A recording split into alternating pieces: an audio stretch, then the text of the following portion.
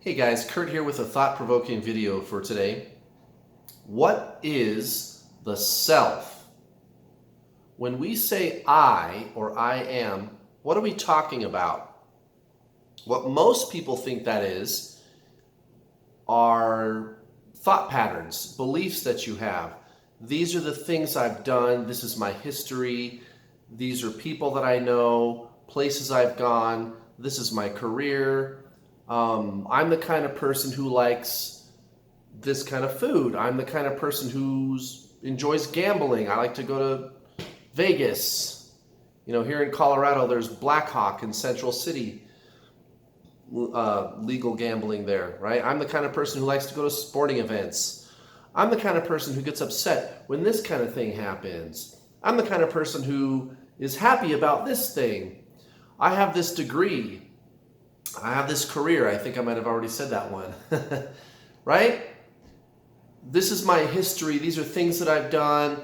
These are the wants and desires that I have for the future, right?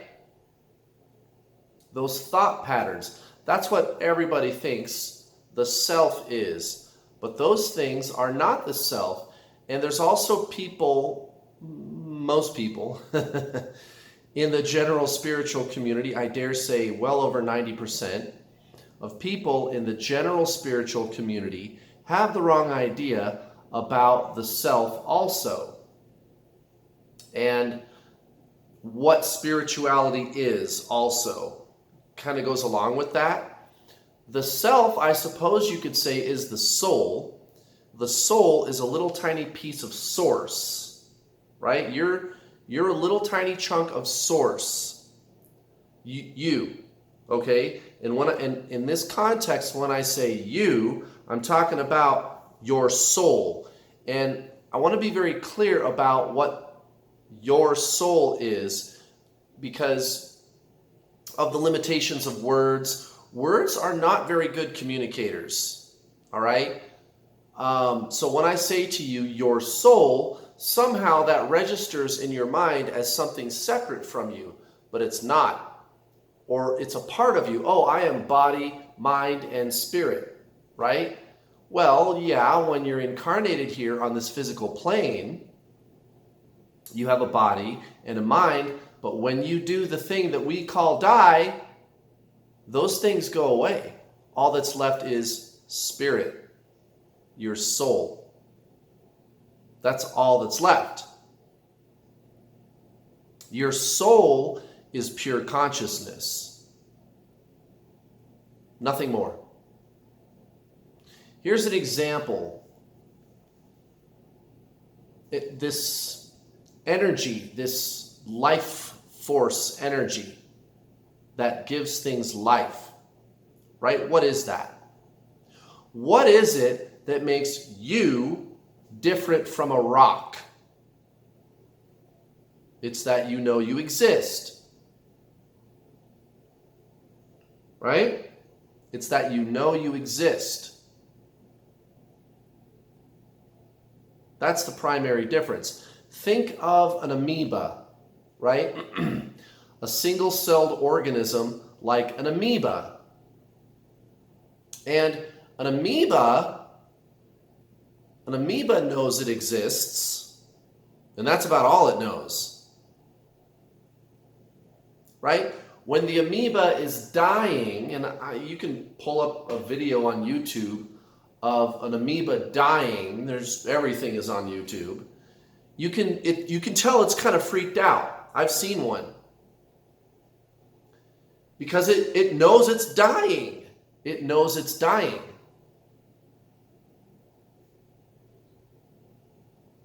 How? It's one cell. You can fit millions of them on a speck of dust. It's so tiny, but it has this essence. What is that? Pure consciousness. Pure consciousness, right? You could call it life force energy, I suppose. If you ask a biologist, what is it that makes me alive?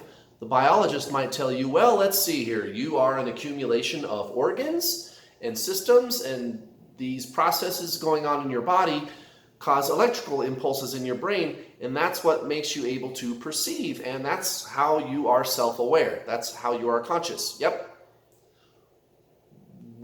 Yeah, maybe. I don't think so personally. But what is consciousness? Right? That's how I'm conscious. And then when you look at an amoeba, a single-celled organism, it doesn't have a bunch of organs and stuff. I mean, there's different components to the amoeba, but it's one cell. It's a very simple organism, and it knows it exists. And again, you can fit millions of them on a speck of dust. How? Okay, let's try this. Psychology, right? Psychology. Psychology is maybe a little closer, because at least psychology is asking you to look at your thoughts, examine them. But psychology tells you that you have to do something with the thoughts. You have to rearrange them, organize them, whatever, understand them better, make sense of them, right? Now, I don't think that's the solution. I believe getting out of the thought patterns, don't believe that you are the thought patterns, is the answer. And here's the thing about that. Psychology is asking you to look at your thoughts, right? And we all look at our thoughts every day. Just think about it for a second. You've probably looked at your thoughts 100 times today already. Oh gosh, why did I think that? You have a thought about, like, maybe a random memory pops up. And you go, oh, interesting. You remembered something from your childhood. And you're like, looking at it. And that's all. You just look at the thought. You didn't even do anything with it. Just noticing that you had that thought there. You're looking at your thoughts. And you look at your thoughts all the time, right? Who's doing the looking? Who's doing the looking? Who's doing the looking? Your soul. I am. Pure consciousness. You're aware of these thoughts. Listen to what I just said. There's you, and you is aware of the thoughts. You see the thoughts. And anybody who's ever practiced meditation is well aware that thoughts are separate from you. So what's you? What is that? Your soul. What is the soul? Pure consciousness, nothing else. Your soul is not a thinker.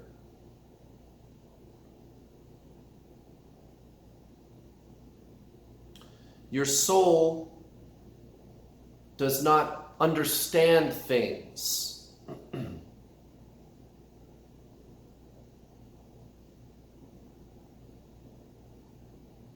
It's nothing more than pure consciousness. That's it. That is all. It's the looker, the observer. The soul says, I am. And that's all it says. So just remember that. I get up here and I tell everybody, read The Power of Now. Yeah, read The Power of Now and embrace it. You is a soul. That's what you is. And that's not poor English. That's just kind of a clever way I thought of to get my point across. Right? Because of words, the limitation of words. Right? Oh, I am a soul. Well, let's be a little bit more exact. What is you? Are you your body? Are you your mind? No. You is a soul. When you do the thing that we call die, your body ceases to exist and your mind ceases to exist also. All that's left is you. You. What's you? What is that? Right? So there you go. Now, tomorrow's video is going to dovetail into this video, so I hope that you will watch. I made this lovely diagram for you guys to all see. And I'm going to take this a step further. And we're going to talk about the general spiritual community and mistakes that people make when they think that they are embracing a spiritual lifestyle, and maybe they're really not. Maybe they're really not. So I hope you will stay tuned for that one. Mwah! Have a lovely Monday, you guys. And stay tuned. I've got some thought-provoking and mind-blowing goodies in store for you. I'll see you next time.